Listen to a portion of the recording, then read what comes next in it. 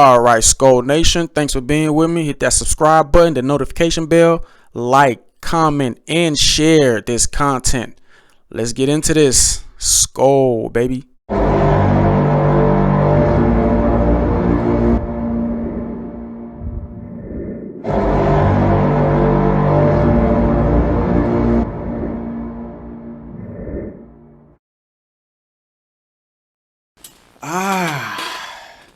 Good morning, my fellow Vikings fans. What a beautiful Monday morning.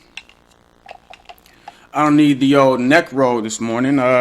Slept pretty good. Slept really good.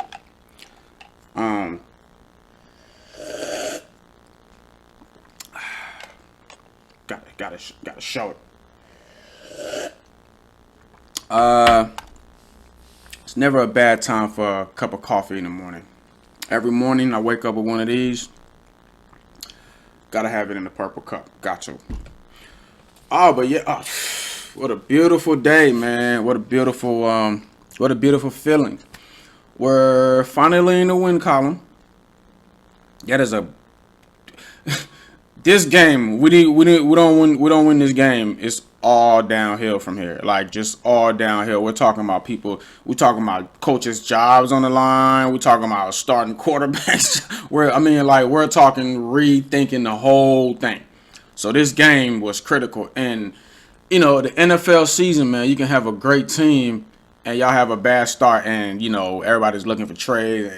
It's a great team, just a bad start, or a couple things didn't go right, and so the Vikings, they're like that girl that you're in love with, but she won't stop cheating on you. You know what? Let me not go with that girlfriend analogy. They're like that kid you have. Like, this kid's got potential. I mean, like, he's a great quarterback, or he's a great pitcher. We'll go with quarterback. He's a great quarterback. Like, you've seen this kid throwing the ball. He's like in middle school or something. You're like, no, like this kid, or even in high school. You're like, this kid is going to college. He's going to be in the league. There's no way he has an arm like that and he's that accurate. Okay? But there's a big but. He has this weird throwing motion. Okay? He can throw the ball, but he's got a weird throwing motion. It's like a tad late. It's like a half second late. So the ball don't really get there on time. But you showed him how to throw with the right throwing motion that gets the ball there on time. So with this new throwing motion now, he's excellent. But every now and then he goes back to his original throwing motion that gets the ball there late, and the ball gets intercepted and all of this. And you've shown this kid the throwing motion. He's got the arm. He's got the strength. He's got the accuracy. Just his motion gets the ball there a little late. And you've shown him the right throwing motion. But he just keep going back to his original. Even though you show him the right one, the new one works, gets the ball there on time, everything is perfect. He just got to change it up a little bit and bring it overarm. But he keeps going to like this weird underarm thing that for some reason gets the ball there late. So frustrating. It's like, dude, do it how I showed you. You're gonna get the result like that every time. Why do you have to train yourself not to? That's how the Vikings are. That's how like the fans are. The fans are the coach that showed them how to, like we know you can do this. You have all the pieces. Like, why aren't you winning? Why aren't you doing what you're supposed to do? We know what you have. Every time they run play action, it's a dynamic offense. Why? So why did y'all decide to run a lot of play action when Dalvin Cook is not playing? Run play action. We have a great running game, and that's when Kirk is his best. Run play action a lot. They frustrate me. We have a team. We can go to the big game. You have to utilize the players in the right way. For some weird reason, Kirk plays better when he's under pressure. It's the weirdest thing. He plays better when he's under pressure. You know what? I organized this. This is a great win for us. But I wrote a few points down. There's always plus and minuses coming out of the game. There are more pluses. We have more things. Like I said last video, this team is really 3-0. This is a 3-0 team. I'm sorry. My team is 3-0. I was at the game too. Like you owe it to yourself to go to that stadium. Every Vikings fan in Minnesota, in the world, you have to go to US Bank Stadium. It's the oh my God. There's only gotta be only like 2 or 3 stadiums that beats that. That AT&T is that what it's called? AT&T? Whatever. Yeah. The Dallas Stadium. Jerry Jones Stadium, and that new LA Stadium they just built. Like how many billions they spend on that thing? Like it's a museum. It's not even a stadium. It's a like a but other than that, man, it's US Bank, man. It's at the game. Yo, it was so loud. There's no way Seattle has crowd. There's no man that whole 12 man. They should call the Vikings the 13 man then, cause that like there's not a louder stadium. I'm going off track here. I should get the little thing. Okay, let me stop. Let me stop being a fan real quick and go. So I wrote a few things down, man. First of all, they have been ridiculed. Like I know they've heard. We have to give props to our O-line. Offensive line, Oli Udo. I love me some Oli Udo. Y'all need to watch Oli Udo. He is the guy on the line. He don't let anybody mess with any of his. Like, you don't push Kirk Cousins. Like, you don't push him extra. You don't talk trash to none of our team, none of our O-line. No, you don't do that. Oli coming. Oli is coming. Like, I need y'all to watch Oli Udo. He don't play about people touching like Kirk Cousins or like hitting him dirty. Like he'll come and what did they call it? The Minnesota Moving Company. All my other Vikings podcasts out there, all my other people, much love, man. We're on the same team. Got to give love to the offensive line. They are stepping up, man. I mean, like, wasn't our offensive line like dead last or like one of the last or like last amongst the worst in the league, the last 5 in the league, the worst 5 in the league? I mean, we got Christian Darrisaw. He's supposed to come be the savior, but Rashad Hill, he's doing better than I thought. Brian O'Neill is a stud. We got him paid for a reason. We ain't worry about that right side. But the left side is not as bad as I thought. Now, he's not Darrisaw. We can't wait to get Darrisaw back. We get Darrisaw, but Rashad Hill is holding up, man. Like he's holding his own. Like against defense, like he's not giving up. I think he gave up 1 and like 3 pressures. But like there even Bradbury. I'm watching it. Bradbury is like half the size of all the linemen he go against. Like that's why he just get like just lifted up. I feel for bad Bradbury, man. But the last few weeks, whatever scheme they're using, whatever they're going through, it's working because the offensive line is holding up. Like I don't see Kirk running for his life like the last few seasons for some whatever they're doing, make it work. Like or whatever they're doing is working with that offensive line. Like I'm really shocked. And we haven't even plugged none of our drafts. We drafted a first round draft pick. Left tackle, first round draft pick, left tackle. Then we got another lineman in the 3rd round. And we're not using either one of them. So, I like the Zimmer's approach to the rookies. Like, listen, you got to earn your play time. Last year was a desperate year for us. And we almost made the playoffs, didn't? But you got to earn your play time. He did that to Trey Waynes. He did that to everybody. Like, you got to earn your play time. I mean, like, dudes who are coming out of college with A1 A1 speed, A1 talent. Like, nah, you got to learn. Because I actually think he does that to help them out. Like, don't come in here thinking you're all that, because you're really not. And the pros is not college. Like, you have to learn everything, and then your knowledge plus your skill equals a great NFL player. That's Zimmer's way of, like, you gotta understand, that's Deion Sanders' coach. Like, you know what I'm saying? So, yeah, man, big up props to the O-line. Y'all are stepping up. Whatever y'all doing, keep doing it. Protect Kirk, because when y'all protect Kirk, y'all see what he can do. Number 2, Now, this was like at the end of the game, and people didn't really pick up on it, but I did because it happened in the 2017 game. The 2017 game we played the Eagles when we went to Philly. This was like I think this was the biggest mistake of the game when they gave up that big play, and it was Harrison Smith and Xavier Rhodes on that play, and they got beat deep. It was the number 28. No. They got beat. No, that was at the end of the game. I'm sorry. I haven't got to that play yet. I'm sorry. What's next on my list is that that it was a fourth down. No, it was a third down, and we're down. Like we're about to be 0-3. Like I hope y'all know this. This play right here saved us, and it switched the momentum because we're down. It was 20-7. Was it 20 to yeah? It was 20-7. We're down 2 scores, but whatever. Y'all know the play I'm talking about. The famous call that the number 28 that was holding our receiver, and it gave us the first down because we had missed the third down.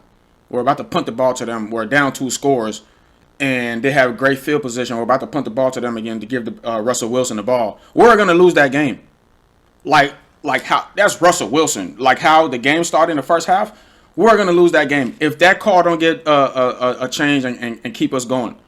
Don't get me wrong, we're a great team. We could have beat the Seahawks, but the way that game was going, and we were down 2 scores, and we had just messed up on third down. We're about to punt the ball away to them again to give them the ball back again to go score on us again. So now they're going to be up 3 scores. How do you come back from that?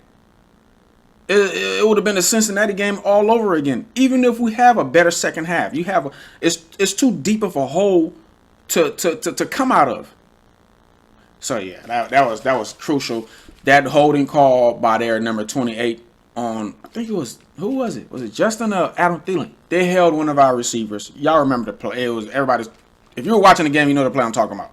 That kept us, that gave us the ball back and kept the momentum and kept the possession, and we went down this field and scored and made the game interesting. And from there on, we played a better game. But if Russell Wilson goes up 3 scores, like game is basically over. So that play was so crucial, and we needed that. And sometimes in football, that's how it is, man. Sometimes one play or one opportunity or one penalty could change the momentum of the game. I swear to God, we were going to lose.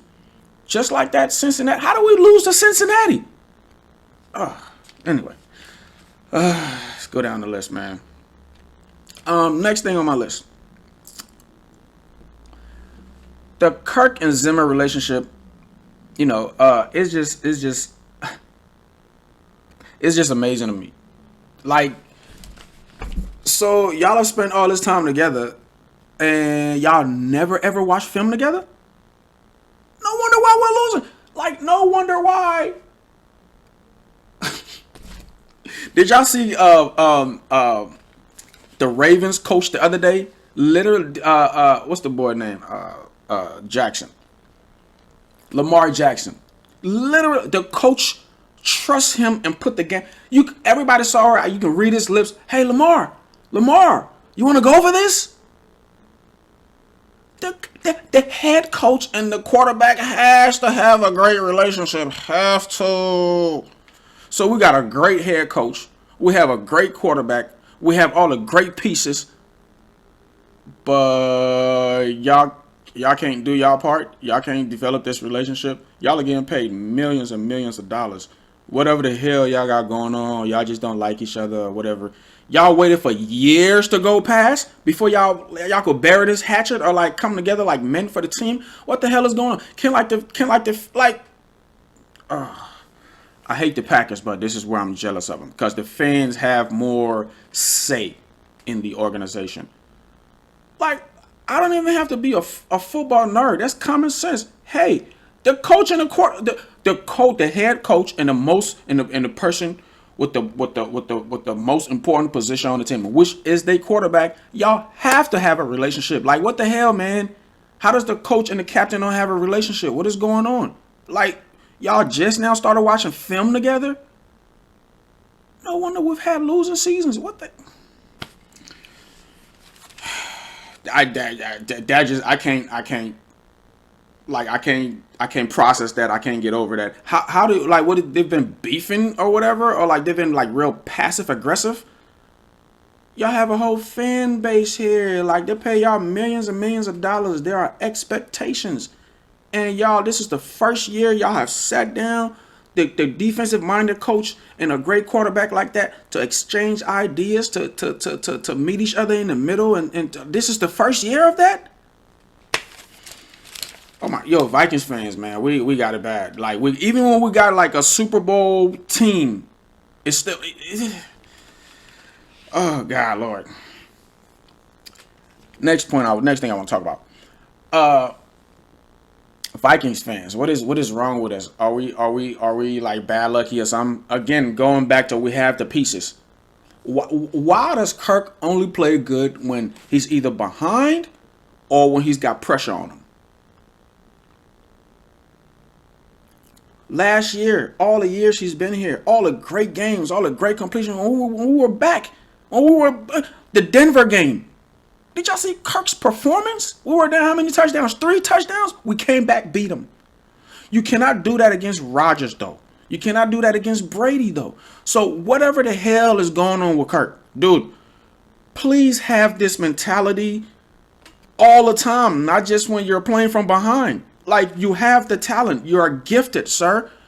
It's just certain mentality that you have, a certain mind state, a certain state of mind that you go into when you're in a certain position. You should automatically, like when he's going into the game, like I hope the Vikings coaches had this conversation with him. Dude, when you're going into the game, right? You know how you are when you're playing from behind or when you're playing when you have a chip on your shoulder. Okay, play like that, but just don't be in those situations. Play like that when you're not playing from behind, when you don't have a chip on your shoulder. Play like that.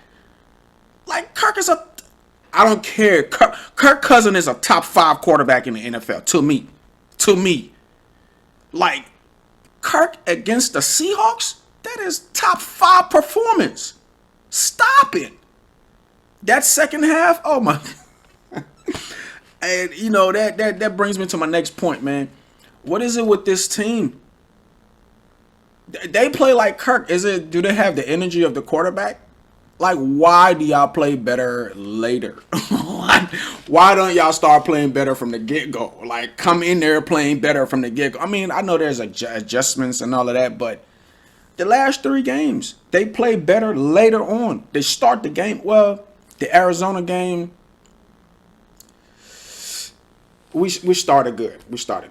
But you get what I'm saying. For some reason, they play better later on. They're just like their quarterback. When he's down, when he has a chip on his shoulder, that's when he's like, "Oh damn, I gotta do this." That's how we play. We need to come in with that energy. But I think the last few weeks, like I said in my last video, you know, the team never had all their pieces together. They never played together ever during the preseason. I mean, this thing is there should be 3-0 right now. But those 2 losses in the last few weeks of playing together, and you know, I think they play together in practice, but they've never played together in the game. Practice is not the game, but playing together in the game and having those experience, because we have veterans on our defense. We have Pro Bowlers everywhere. So playing together and having that chemistry, they're only going to get better. What I saw against Seattle, listen, man.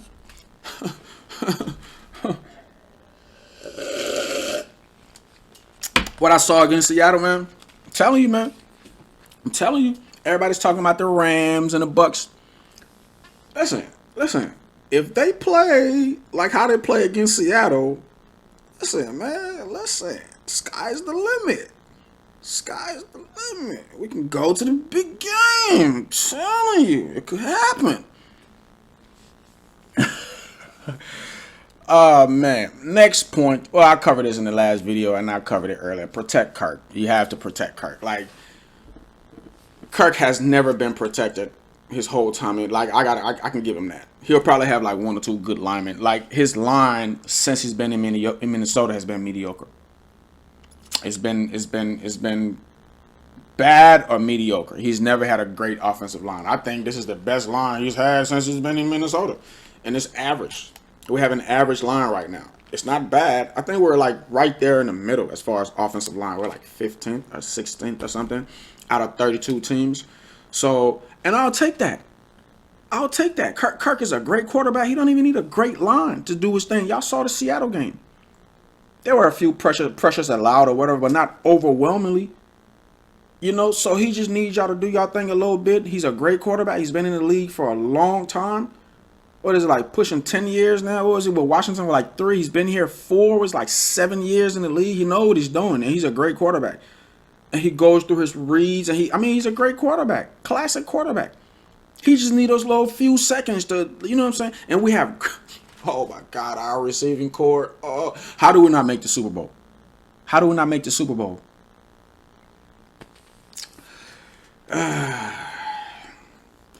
Next point. Sack Daddy. Welcome back, Sack Daddy. Goddamn deer. Who knows if the deer don't make him cause an accident, we probably win the Arizona game. Because who knows? He probably gets a few sacks on a few third downs that they got.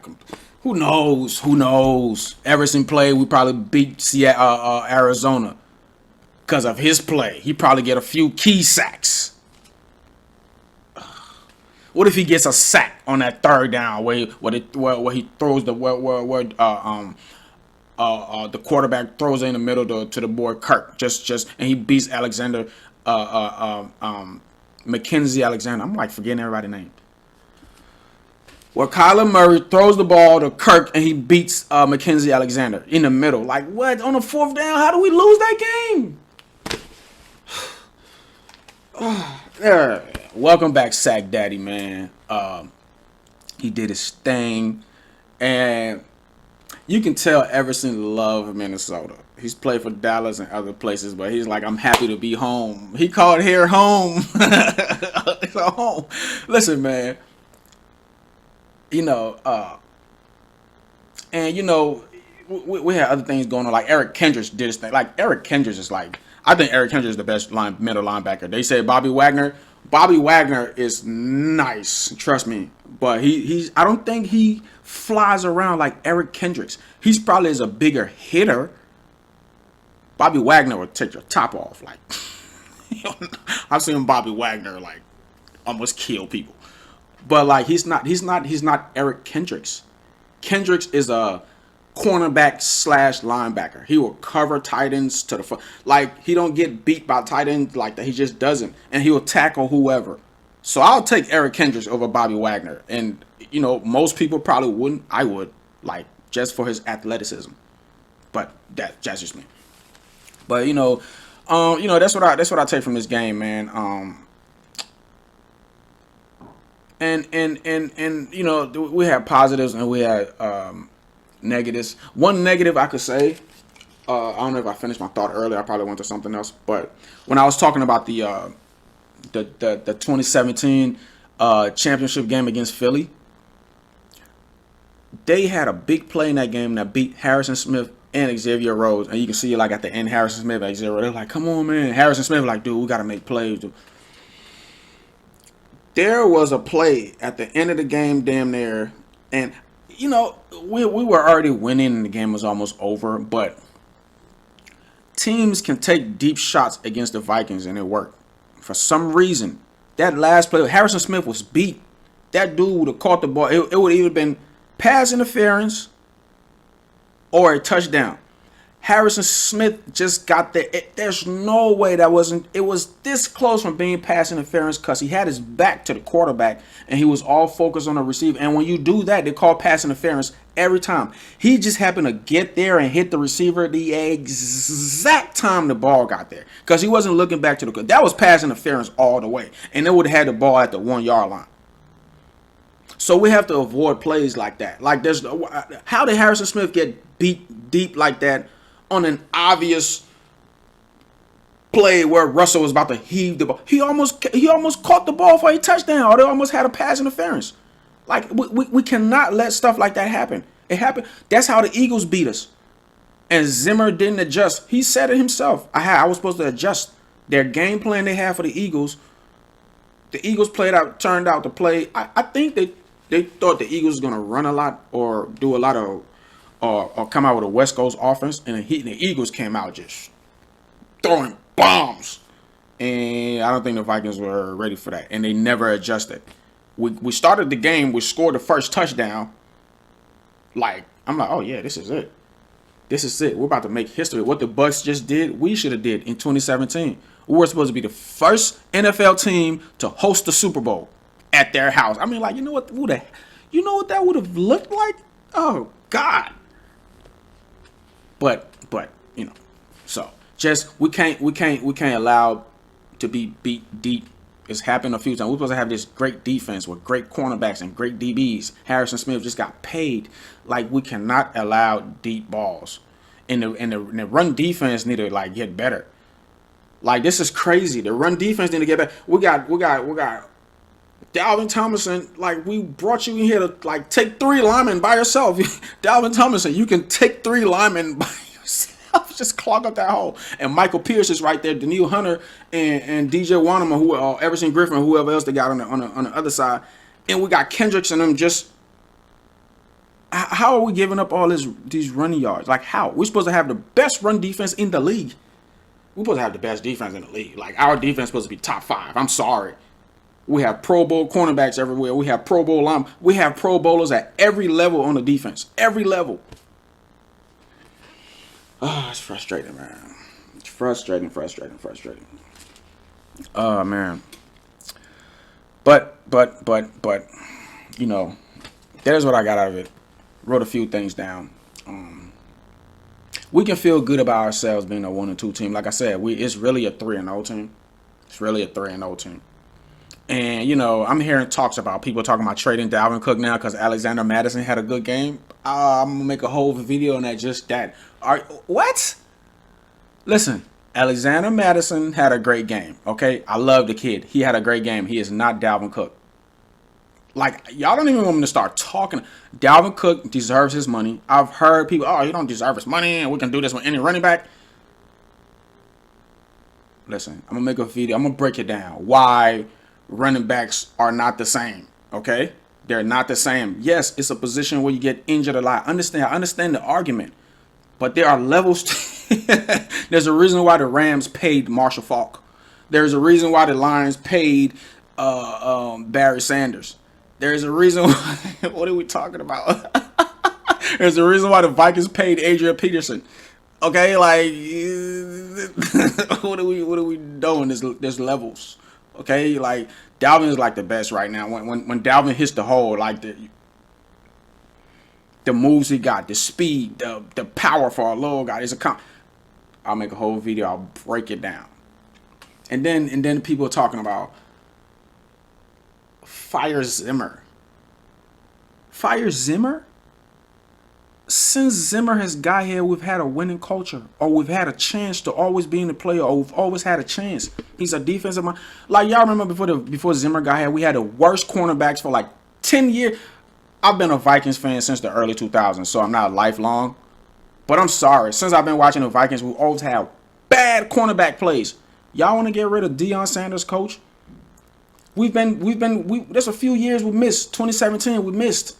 What was that? 2019, where we beat the Saints and we got destroyed by. Well, we didn't get destroyed. We lost against the 49ers. We missed. Like, we've been coming close. We're getting close. This year, we're gonna like. Why would you want to get rid of the dude who give you a chance to go to other people? Like, you want to try people? Then we try the Leslie Frazier's of the world. Then we try, like, why would you get rid of somebody who you know for sure is gives you a chance to try?